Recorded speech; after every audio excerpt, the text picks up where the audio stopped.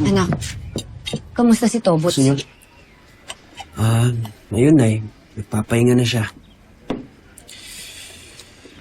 Nag-aalala pa rin ako sa kanya na Anak, hindi kita masisisi. Kahit ako nag-aalala. Paano kung nadamay ka? Paano kung damay ka na nga talaga? Medyo nahihirapan nga ako Importanteng laban pa man din ako. Anak, huwag ka na lang kaya lumaban. Ay, hindi naman pwede yun. Sino nagsabi? Tatay mo? Makmak, ano? Training na tayo? Nag-uusap pa kami, bigla kang pumapasok. Pinapasok ako ni Nanay Gloria. Bakit nadya may problema ba? Naturingan kang tatay, hindi mo alam? Nay, may kalma lang kayo. Paano ako kakalma? Naturingan kang ama pero hindi mo alam kung anong pinagdadaanan ng anak mo. Teka lang, Nadya. Ang sinasabi mo, hindi kita naiintindihan. Puro ka training, puro ka boxing. Tinanong mo ba yung anak mo kung anong inaalala niya? Kung gusto pa ba niyang lumaban pagkatapos ng nangyari kay Tobots? Makmak, ano ba sinasabi ng nanay mo? Ano? Gusto mo pang ituloy yung laban?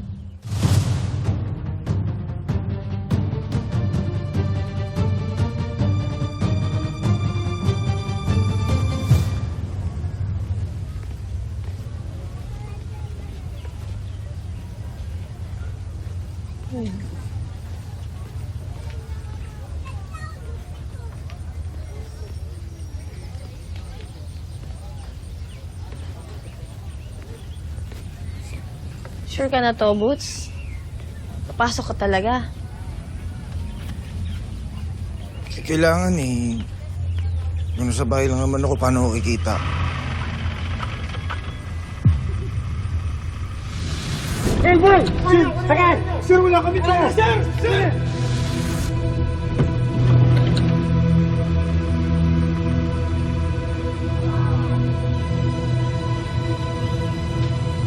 To, Boots.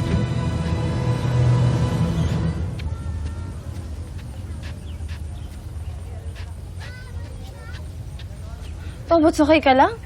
Okay lang ako. Okay lang ako. Okay lang ako.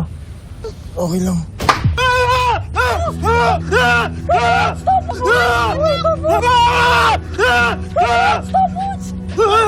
Tobots! La! Tobots! Alam mo po, Dok Kenisa, lagot tayo. Sorry. Boots! Anong nangyayari? Hindi ka pa okay.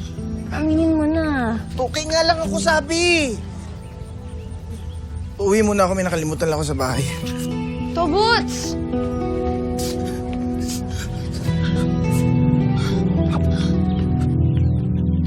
Opo, tutuloy yung laban. Dahil napipilitan lang siya sa'yo. Ikaw yung sinunod niya. Nadya, hindi ko naman siya pinipilit Tinutulungan ko sa para maabot niya yung mga pangarap niya. Hindi para sa akin to, hindi ganun yun. Ang sabihin mo para matupad yung mga pangarap mong naudlot. Nadya, hindi na intensyon ko. Ginagawa ko lahat para kay Makmak. At ako hindi. Ngayon ka lang sumulpot sa buhay niya. Ako buong buhay niya, ako yung gumabay sa kanya habang wala ka. Hindi ko naman minimenos yun Alam ko naman yun. Alam mo, pero ano ginawa mo? Inabandonan mo kami, pinagpalit mo kami! Pwede tama na!